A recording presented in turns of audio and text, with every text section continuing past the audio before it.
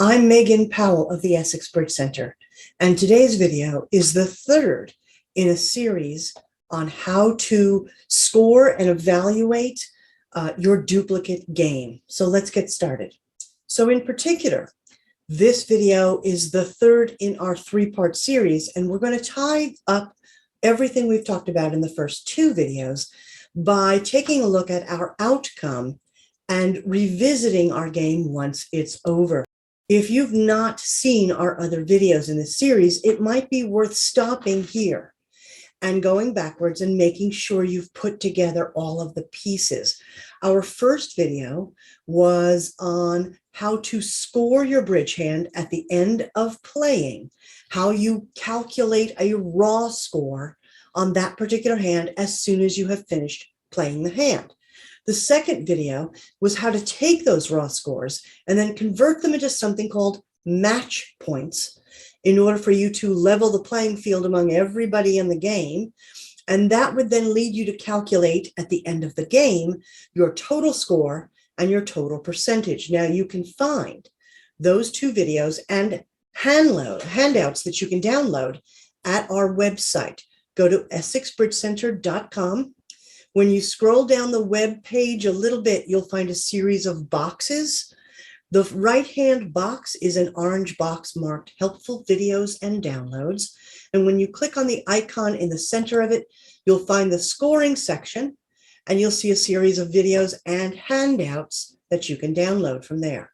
All right, so let's get into our last topic here in our video series on scoring. And today what we want to discuss is, now that you've calculated your total score and your total percentage, as we did in our last video, how do you then compare how well you performed against other players in that game?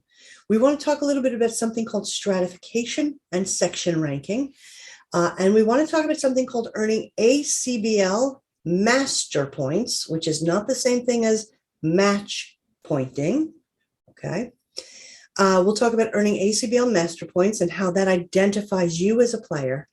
And finally, we want to talk about, well, when the game is over, maybe you'd like to go back into BBO, Bridge Base Online, and replay a hand from the game just to check your process or to see if you can come up with a better outcome. All right, so let's get started. The game has ended, and you want to figure out how well you really performed. Now, you know you already have a score, and you already have a percentage that was calculated, but how does that compare to other players in the game? And so that's our next step, is we want to take a good look at how we compare against the other players in this game. Now, the way that I'm going to suggest to you that you find this is through our website. Again, EssexBridgeCenter.com. And when you get to our website, you'll see our top banner and you'll see a line of links. Now, you might have played in our Alliance online bridge game. That is our club online. We are called Essex Bridge Center as a business, but when we play in Bridge Base and offer games in Bridge Base, we are part of a group of clubs that have banded together to create the Alliance Bridge Club, just existing online in BBO. So if you played in any of our real games, you would have played at the Alliance Bridge Club online, and you'll see that on this link line at our website. You might also be playing in our lab games. Those are my student-based games that I run on either Saturdays or on other days to give you some targeted practice. You still are going to be using Bridge Base, and you're still going to be using many of the rules and etiquette you should be using when you play in a real online bridge game. But I have targeted the hands specifically for a topic, or we are working on certain kinds of student-related efforts. All right, so both of those kinds of results can be found at our website. Now, suppose you wanted to see how you did in a Saturday lab game. You would come over here to the BBO lab game results, and you would see a drop-down menu there. Same thing if you went to the Alliance link over here. You would hover around it, and you would see a drop-down menu. So let's just say that we came over here to the BBO lab game results, and we hovered over it. This drop-down menu then looks like this: BBO results, or ACBL results. Now, I'm going to tell you to choose the ACBL results, not the BBO results. ACBL results is where you can see how you performed opposite other players. Okay. Now, what would that look like if I were to take you over to our website right now? So I've taken you to my website. This is the Essex Bridge Center's website. And as I said, you have an Alliance link over here. And when I hover over it, you see the club results for Alliance as well as a schedule of games. And if I take you over here to BBO, you see BBO results, replay hands, but really I want you to choose ACBL results in order to see how you performed. Now, if you did choose Alliance, first of all, and you clicked on Alliance Bridge Club results, you would then be taken to this page, which allows you a couple of different ways of looking at results. But again, I want you to choose ACBL results. That's the first button. When you choose it, and it may take a minute to load, what you'll see is a listing of completed games. You will see games based on date. If you look over to the left-hand column, you'll see the date of a game. The event description will help you figure out the time of day. That'll make it a little easier for you to figure out when you played. You'll also see, as you roll your eyes to the right, you'll see a session column. It'll give you a marker: Sunday morning, Sunday afternoon, Saturday afternoon, Friday morning, Friday afternoon. It will tell you how many tables were in the game. And then you will see a column marked results. And I'm going to come back to this concept. Now, suppose instead, when I took you to our Essex Bridge Center website, you came over here to BBO, lab game results, and you chose ACBL results. You would be taken to this screen. It'll look very much like the Alliance screen, but now it's just the Essex Bridge Center student-based games. Again, on the left, you'll see dates for different games that were played, titles of games. If you move all the way over to the right, you'll see the session timing, Saturday morning on a lot of these, and you'll see the tables, how many tables were in the game, and you'll see a column marked results. All right. So let's stop there and talk about what would happen if you pressed that result button. Now, once more, I'm going to remind you how we got here. You came to the Essex Bridge Center website, essexbridgecenter.com. You clicked, for instance, BBO lab game results, and you chose the ACBL result page, which took you to a series of games. All right. And then you would click, you would find the game you wanted on the line you wanted it. In order for you to see more information about that game, on that horizontal line, you would come all the way over to the far right and click the results button. Let's say that we were in the Essex Bridge Center lab game results area, the ACBL results, and we found an Essex lab game that we liked. Let's say it was the first line, 6/18, June 18th. And we came all the way over and we clicked this results button. What you would see on the very next screen, you would see information about that particular game. Now, what do you see in the upper top? The upper left-hand corner, you would see a game number, because BridgeBase, BBO, identifies games not only by a title, but by an internal numbering system. It would tell you the date of a particular game. It would tell you something called MP limits, master point limits. And I'll talk again in a minute about master points, and I'll explain this breakdown here. But what I want you to know about this breakdown is, notice that it says 100/50/5, and I'll explain that in just a minute. It would tell you how many tables total were in the game. And if you look below that, you'll see the north-south section up here, and you'll see the 7 tables of the north-south players.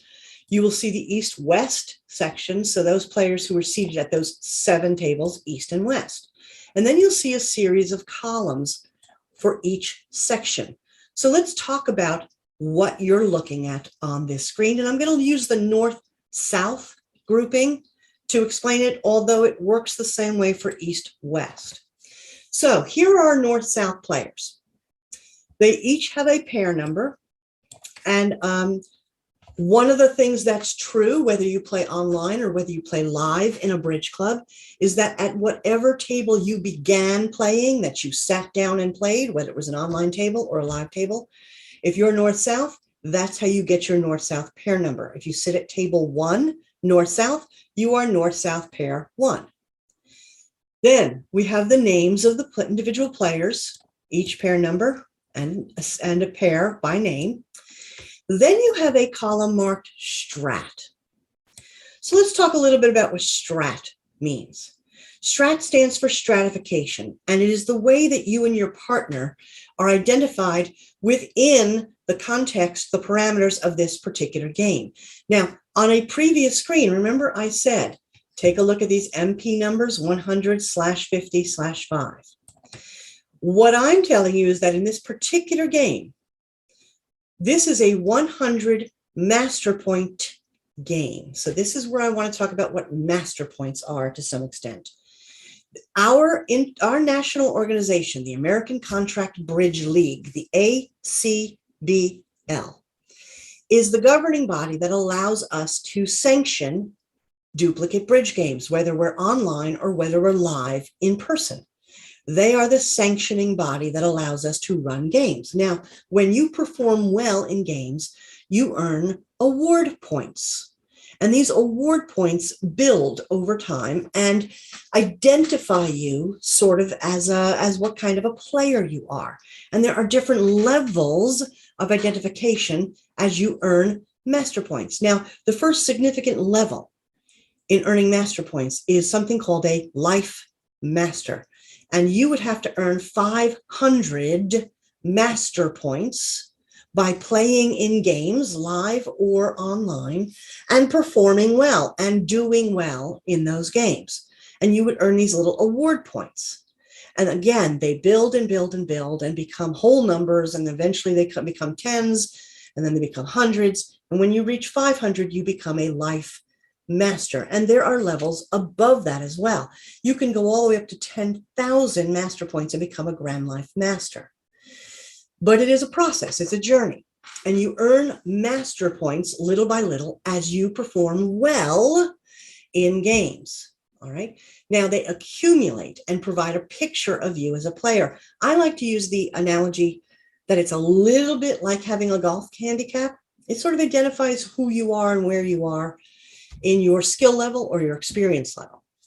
So when we play in games, many games, or not all games, but many games have a stratification column in the results. Now, what does that mean? Well, here is to some extent what it means, and I'll go into it in slightly more detail in a couple of minutes.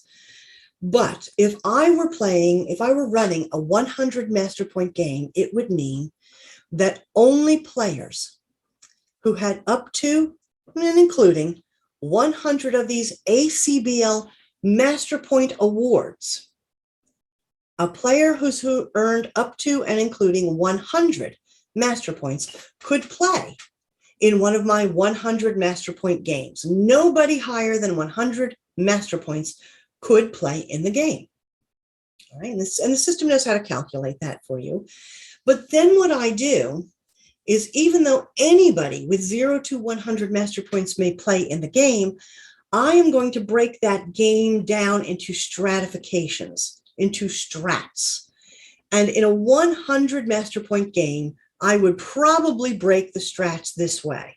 I would call any player or any partnership that averages 0 to 5 master points. So that means that when I average the master points that you and your partner have earned, and I add them together and average them, if your average is 0 to 5 total master points out of 100, I will label you a C player. If, when I take the average of your partnership's master points, and they're somewhere between 6 and 50 master points, I will label you a B player for that game. And if your partnership averages between 51 and 100 master points for that game, I will label you an A player for that game. And I break you down into these groupings for a specific reason, which we'll come back to. With some games, when you see the results, will actually have a strat column. The computer knows how to internally identify you. Sometimes you'll actually see it printed on the screen, just like this column here. All right, so we're going to tuck that away and we're going to come back to it. Now, MPS here, ACBL Master Points, again, when you play in either a live game or a BBO sanctioned game, sanctioned by the ACBL, you may earn Master Points if you perform well. Now, there is one more piece to that, and that's this. While certainly you can, you will see that you performed well, but these little points that add up and create a picture of you as a player do not actually accumulate unless you have an ACBL membership, unless you have joined the ACBL as a member. And you can always ask us how to do that. We can give you the information you need to join as an ACBL member for Essex Bridge Center. But as you earn these master points, and you'll see that this is the last column here, which we have to talk more about, these master points will accumulate over time to create that picture of you as a player if you are a member of the ACBL. If you're not a member, then yes, it'll say, hey, you did a good job today. But they don't get, these little master points do not get permanently stored in any place unless you are a member of the ACBL. All right, so the stratification column is here. We'll talk more about how that matters, and we'll talk a little bit more about the master point column in a minute. Let's move our attention to the middle section here, and it's called the section area. These are the section rank columns, okay? Now, these section rank columns take these stratification identifications here and string them out horizontally. And then each partnership, north-south we're talking about now, each partnership might be able to earn a place in one of these three strat columns, these section columns, whether or not you performed well in the game. And again, this is going to vary from game to game what constitutes a C player or a B player or an A player. But what you're looking at here in these section columns is who performed really well, who came in first or second or third in something called A, or who came in first or second in something called B, who came in first in C. All right, so we're going to have to break that down a little bit more. Now, the next thing you're looking at are the score and the percentages. This was calculated from our last workshop, our last scoring video. At the end of the game, all of your match point scores. Now, again, match points and master points are not the same thing. Master points are awards given to you by our national organization, the ACBL, when you play well in a game. Those are master points. Match pointing happens when we take your raw scores on each board and convert them to a more manageable calculation. That manageable calculation is called a match point for that board. And then those are added up during the game when you finish all the hands, and you get a score in match points for the game that then gets calculated to a percentage. You want to have a percentage that is above 50%. That's how you know you had a decent game. A pretty decent game is a game in which your percentage is 50% or higher. Now, let's take a look at all this information and see if we can put it together. What I want to take a look at is looking at scoring and percentage, comparing ourselves against the other players, and seeing how we came in, how we placed in this game. And I'm going to use line 1, North-South Pair 1, Daffy and Bugs, as our example. Now remember, Daffy and Bugs are playing at a 7-table game. There are 7 North-South pairs. There are 7 East-West pairs. It's a 7-table game. Daffy and Bugs are North-South Pair 1. All right. They've played their 15 boards. This is a 0 to 100 master point game. I wasn't letting anybody with more than 100 ACBL master point awards to play in this game, right? And that means I stratified the game. I broke down all of these players, north-south, all 7 pairs who north-south pairs, into either A, B, or C segments, right? These are the stratifications, and I based it on this little pink box here over here. Any partnership with 0 to 5 averaged ACBL master points, they would be C players. So you can see that Daffy and Bugs are C players. You can see that Darth and Luke are C players. You can see that Captain America and the Hulk are C players. Now, I don't know off the top of my head how many master points that those partnerships have between 0 and 5. Maybe they have 0, maybe they have 5, maybe they have 3. But the computer knows, and it calculated it, and it put them in the C strat. Any partnership that averages 66 to 50 master points would be B strat players. And so you can see that it's Charlie Brown and Snoopy. You can see it's Fred Flintstone and Wilma. Now, if they were 51 to 100, then they're going to be A players. Harry Potter and Ron Weasley are A players. Katharine Hepburn and Spencer Tracy are A players. All right. So where does that take us now? I want to talk about Daffy and Bugs. Daffy and Bugs are C strat players in this 100 master point game. Their partnership has somewhere between an average of 0 to 5 master points. That means that they're on the bottom of the experience/success level of the North-South players in this game. There are other players who have more master points than they do. Harry and Ron have somewhere between 51 and 100. Daffy and Bugs have only 0 to 5. So they're really not as experienced probably than Harry and Ron. But they played together in a game. They played opposite each other. They were competitors against each other. And so you're playing up against sometimes players that have more master points, more experience than you do. So there has to be a way to somehow make this a fair outcome for everybody. And this is where the stratification and those sanction rank columns come into play. Let's see it in action. So Daffy and Bugs are North-South pair 1.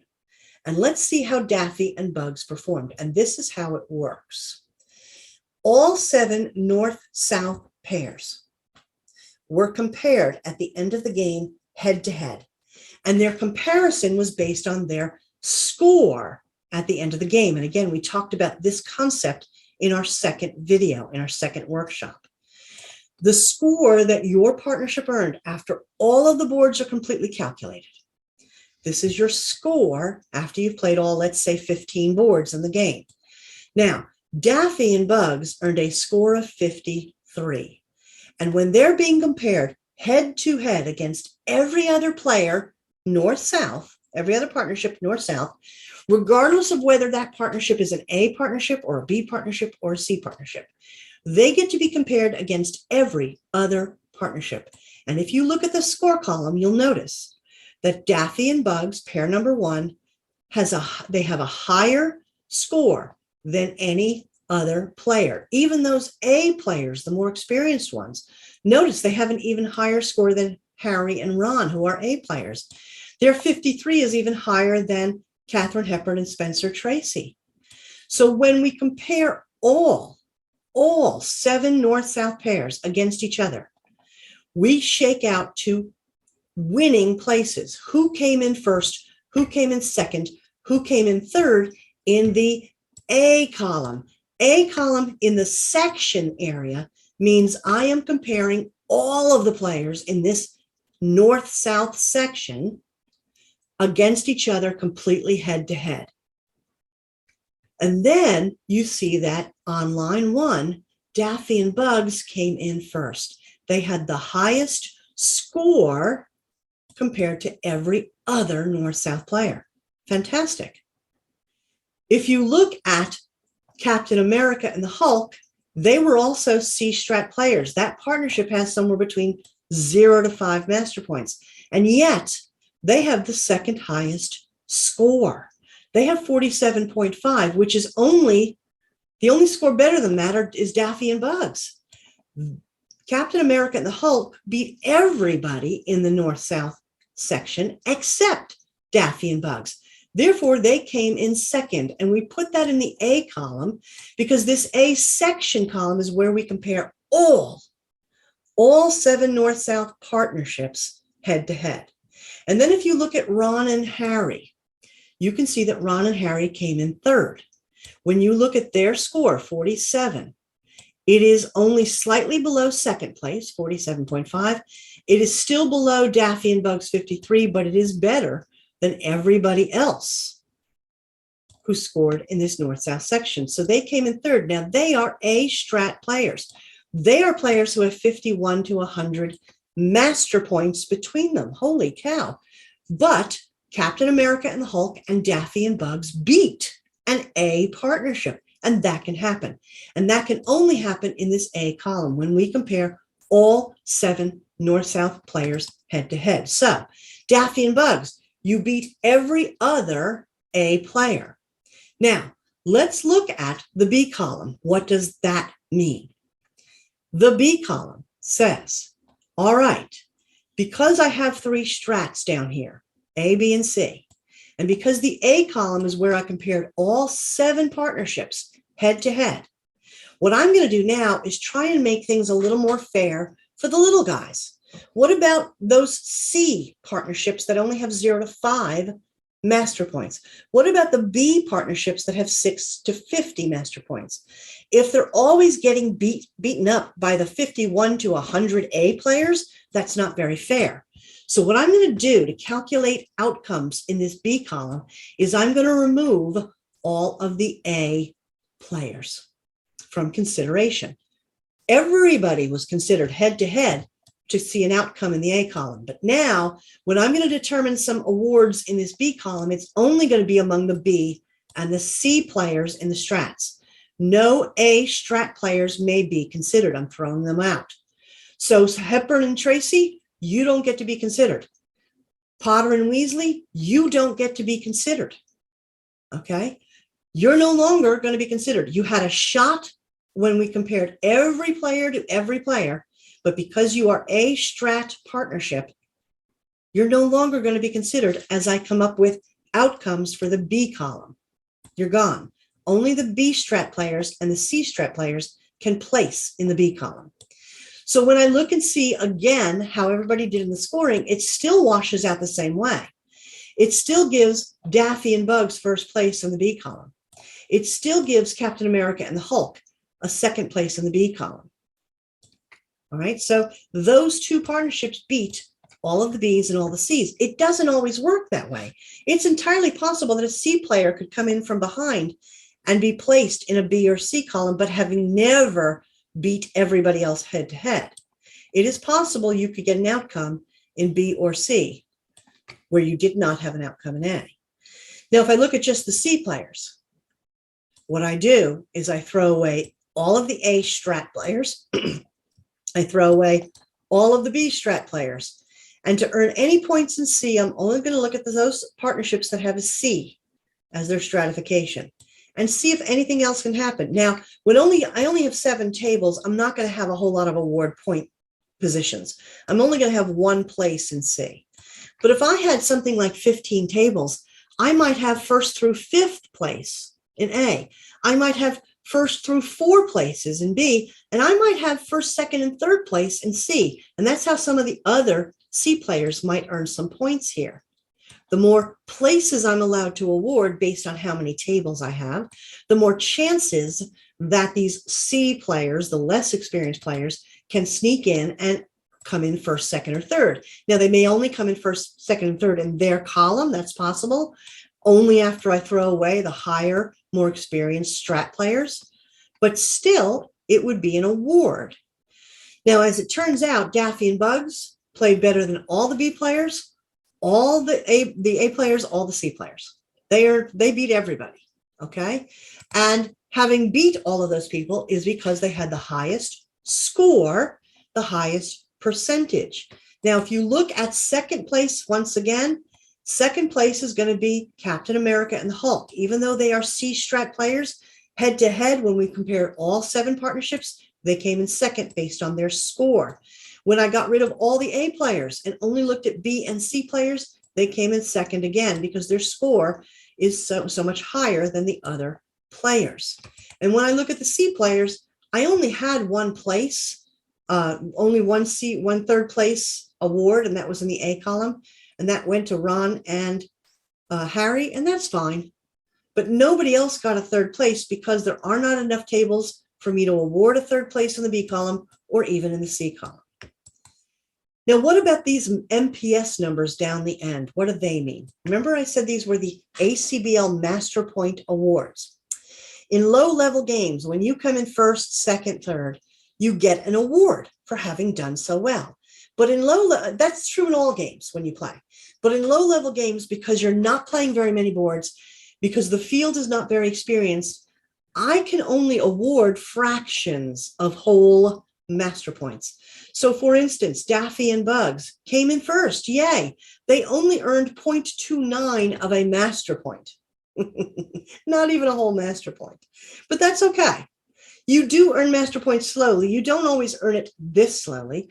The higher the level of the game, meaning if I didn't have this game restricted to only 100 master point players or below, if this were, for instance, something called an open game, meaning very experienced and no upper limit on how many master points you can have, then you're going to earn even more award points when you do well. For instance, in a recent open game, again, no upper limit on restrictions of master points. Anybody can play in it, but it's mostly extremely experienced players. Well, in that game, the person who came in first earned 3.5 master points for that game.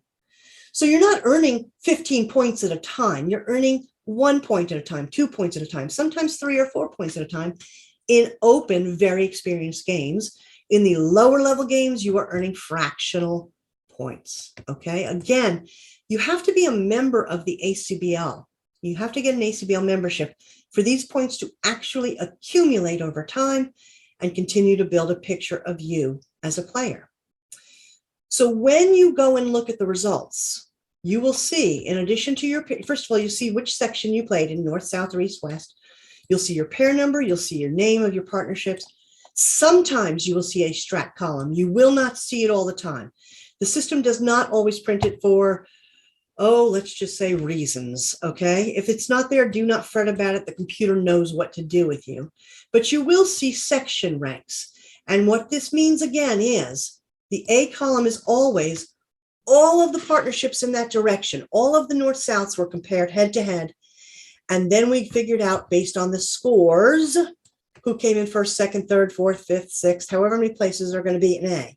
But then we take all of the players who would be considered the strat A for that game, throw them out, only look at the strat B and C players to come up with placements in the B column, first, second, third, fourth sometimes. And then we take all of the A strat players and all the B strat players, throw them out. And we go over to the C column and see who we can award master point awards to just from the C. Less experienced players, because they should have a chance to come in first or second or even third sometimes and earn some award points when they're not always being beaten up by the more experienced players. Does that kind of make sense? We level out the playing field to let even the C players, the least experienced players in that particular group, get a chance at winning master point awards. All right. Now, you have finished the game. You have taken a look at how well you've done. You've looked at how other people in your direction have scored, and you can see what your score is compared to them. You can see how your percentage compares to them. That gives you a sense of how well you did. Now, suppose you were taking notes while you were playing, and one of the things I encourage you to do, and you'll see at the website, is a downloadable sort of personal score sheet for you to keep track while you're playing, for you to get a sense of how you're doing, your scores, and then you'll know what you did. But if you have a sense that, for instance, you know that you played board, I don't know, 2, and it went terribly, you know you didn't do well, wouldn't it be nice if you could revisit the game, go in, find a board you'd like to look at again, and even replay that board? Well, there's a way to do that. In this exact same area where we see these outcomes that we just walked through, we see a section for north-south. We did not talk about the east-west section, but it does work the same way. If you were to scroll down from this, you would see different boards from the game. This, for instance, is board 4 from a recent game. And you would be able to see just on board 4 what the contract was at all 7 tables. It would even tell you what the opening lead was at that table. That is helpful information, especially if you want to go back and replay a board. You want to start from the right starting point. You want to start from wherever an opponent made the opening lead. You would see how well you performed. And every time you look at a different results indicator, whether it's in ACBL or in BBO or in someplace else, you may see the results in a different way. But it's not that hard to figure out. If you see a result that says equal, it means you were supposed to take 9 tricks in 3 spades making 3, and you did it. That's what the equal means. If you see a -1, what it means is you were supposed to take 9 tricks and 3 diamonds, but you were down 1. You only took 8 tricks. If you see a +2, you were in 2 diamonds. You were supposed to take 8 tricks and 2 diamonds, making 2, and you took 2 extra tricks. You took 10 tricks instead of 8 tricks, +2. You see your raw scores on your board, and you can even look and see how other people performed. You see that your raw score, when all 7 tables finish playing this board, then the match pointing happens. This is from our second video, our second workshop, where we take the raw scores, compare it against each other, and we come up with match point scores. It's these match point scores that add up at the end of the game to give you your total score for the game. So you see how well you did here. Now, suppose you were looking at a board and you just really don't think you did well. And in fact, you could scroll down and look at the board. You can see the hand, and you can see how well or how badly you did against other players on that board, north-south. You say to yourself, what if I could take a look at that board and replay it? And that's where the replay link at the end of each row comes into play. You would find your line, the one with your name on it, for board 4, let's say, and you would press this replay button. Now, on page 9 in your packet, there is a graphic of what you would see when you pressed that replay button. It would take you into that particular board. Now, I'm going to take you there now, although it's not going to be the exact same hand you see in the packet. It's going to be a different board, but the concepts are going to be exactly the same. So let's go visit a board that might have been played in a recent game. And you press the replay button on the same line as your name, right? You find the line with your name, you click replay, and the system will take you to a screen. So let's go there now together. This is where we come in when we press that replay button. Now, what you're looking at on page 9 in your packet is a description of the various areas on the screen. Now, I happen to be looking at a board marked board 6, right? I know your packet says something else, but it works exactly the same way. If you look in the upper left-hand corner of my screen, you'll see that I'm on board 6. You'll also see that east and west are vulnerable. How do I know that? That's the red markers on either side of this box. It tells me east and west are vulnerable. It also tells me that east was the dealer. That's the big D in the east section. And if you go to the far right, you will also see the bidding that took place on this hand. East was the dealer, opened 1 heart, south passed, west responded 1 spade, east rebid 1 no trump, pass, pass, pass. Now, you cannot change the bidding. Okay, you cannot change the bidding, but you can change how the play happened. And let's talk about the different areas that you see.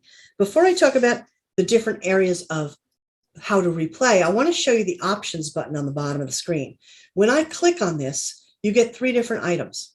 Now, the first item either says pictures of cards or it says hand diagram. Now, what you're looking at on my screen right now, where the cards are all laid out horizontally, is called a hand diagram. I actually don't care for this. It is very difficult for my eyeballs to understand this, which is why I click on hand diagram and I get something called pictures of cards. This is the vertical stacking of your spades, your hearts, your diamonds, your clubs, the way you often see in handouts, right? This is how I like to look at cards. But you get to look at it either way you want, by either clicking pictures of cards That'll get you the hand diagram, or clicking hand diagram and it'll go back to your pictures. Now, something else in options is hide played cards. Now, I have that on. That's why you can see the words. If I were to click it, it would take it off. It would say show played cards. What's the difference? As you go through this process of replaying the hand, it's nice to, for me, I like to hide the played cards. I like them to be grayed out, still slightly visible, but in grayish color so that I know they were played. If you don't care, you could press that again and you would be in, that they wouldn't be grayed out and it would be showing you the played cards. All right. And the advancing card by card, I'm not even going to go into. I'm not going to worry about that. Other things you see on this hand. I will tell you that GIB is for advanced features. I don't know if you can see the bottom of my screen in Sal's hand right now. Can you see that there are little green 1s, little green 3s? It has to do with whether or not you would lose that card if that trick was played. It's an advanced feature that I think you don't have to worry about right now, to be perfectly honest. Don't worry about it at all. I would not worry about GIB. Where you want to spend your time is on next and play. So let's talk about those two things.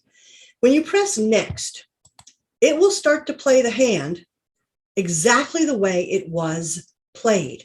It will play the very first trick for you. And notice, because I have hide cards on, see my king of clubs up here is grayed out, and my 9 of clubs in the east is grayed out. When I press next again, it will play the next trick automatically. So it's going to show you trick by trick what was played.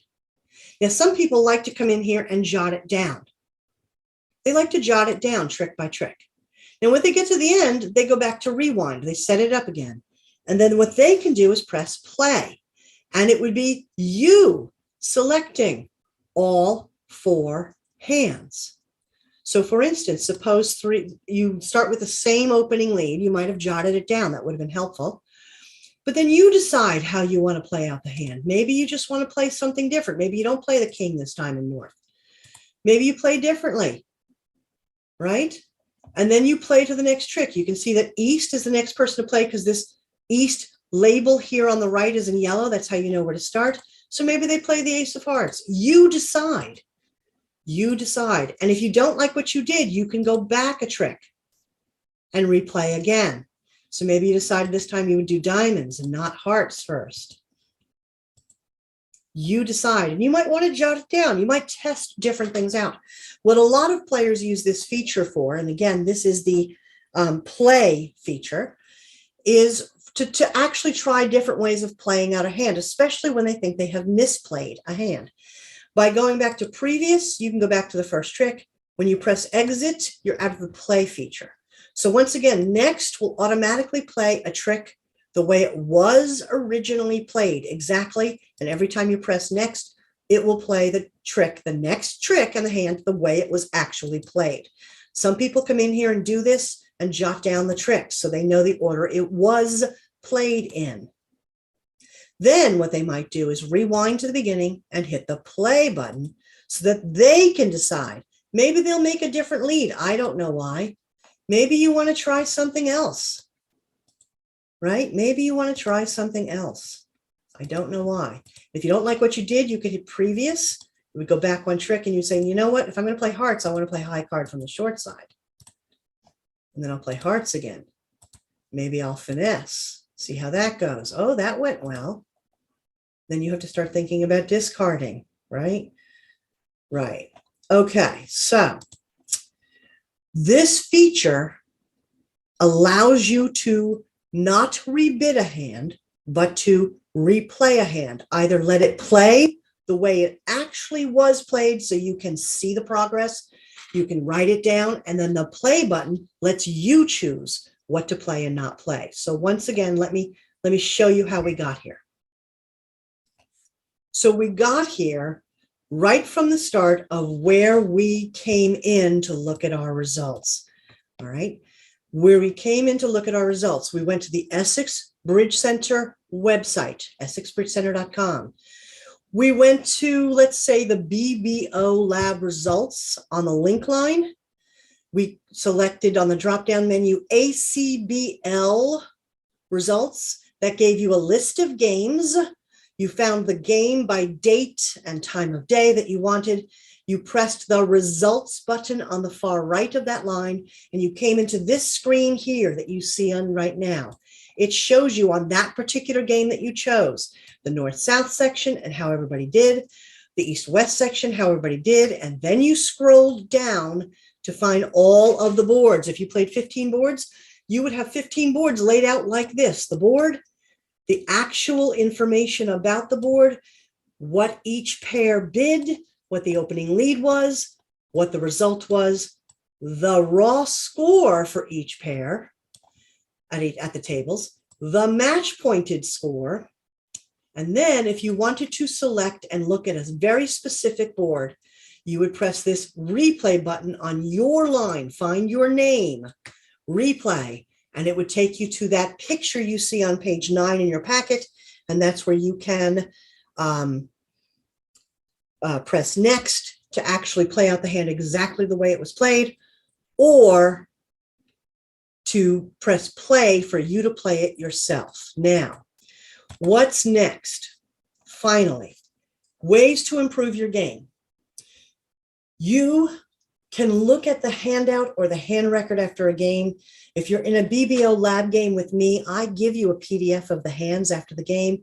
If you're in an Alliance bridge game, you see the outcome by going into the results area the way we just did. That's how you see how you did against other players. You compare your auctions against other players. If you specifically wanted to see not just how you performed against other players, but what other players bid, there is a place you can do that, and it is in your BBO account. I'm going to show you that briefly here. So let's go there now. Let's say that we logged into BBO and now you're on the BridgeBase Online homepage. One of the ways that you could figure out how you bid against other players was to go back into the game as you come through this BBO screen. Now, I'm on a desktop or laptop, so my homepage tabs on the far right are where I would find this information: message, people, history, account. If you're on an iPad, these 4 tabs are across the bottom of your iPad. I want to choose history. And when I choose history, I can choose a recent game in which I played. And when I do that, I can see all of the boards I played in the game. I can see the raw score I had on that board. And I can go into an individual board, if I wanted to see how other people bid and played that hand. I can see, for instance, on board 1, how the other tables bid that hand. 3-no trump a lot of the time, but 4 hearts one of the times. All right, so it's a way for you to see how well you bid against other players. And we got here from coming into BBO, finding your history tab, choosing a game based on day or date, recent tournaments. It'll tell you the date if you click in it. And then going into individual boards. When you do that, you'll have a button on the bottom that says compare against other tables. All right, so that's another way you can look and see how well you performed. As you look at all these different comparisons, if there's something that interests you, you can consider why there might be a difference in the auction. If there is a difference, go back to your notes, check your bidding process. As you're looking and you're comparing your raw scores against other players' raw scores, or even your total score against other total scores, if you're not sure why something happened, my strongest suggestion is that you try and take a picture of the board and send it to me and ask me questions, and I'll try and help you the best I can. At the very least, if you're going to ask me a question and you can't figure out how to find the board to take a picture of it, you have to tell me what day you played, what time of day, what the kind of game was, and then the board number, and I should be able to go and find it somehow, all right? Now, lastly, the only way to improve your game is to play, which is why we're going to start encouraging you, if you're not already playing, in our low-level games. You will learn more about playing, bidding and playing, from actually playing. It's the only way that those synapses in your brain start to connect. You've got all kinds of information that you've been building up in lessons, skill training, but now they have to be activated. You have to be able to find it when you need it, and that's going to require your brains to start working harder and thinking fast, while you're having to do something. If you're not already yet playing in our low-level Monday morning or Monday evening 200 Master Point game, now's the time to start thinking, do you want to be willing to play in that low-level, gentle bridge game? I can help you with partnering. Alan provides a video recap every week for the morning Monday game and the morning evening game so that you can check against what he says you might have done. And there are different ways that we can help answer questions for you for things that stump you at this point. So think about comparing at the end of a game how well you did against other players, particularly from your direction. You care about how well you performed against other north-souths if you were seated north-south, and likewise for east-west, all right? Questions about anything you've seen in these 3 videos on scoring, please feel free to ask. We'll try and help you figure it out. Specifically, if you can compare it to an actual game in which you played, it might be easier to help explain it to you in something you have some experience with. Oh, yes, I did that, for you to understand what to look for and how to compare. All right. So any questions at all about this, please feel free to ask. All right. Bye now.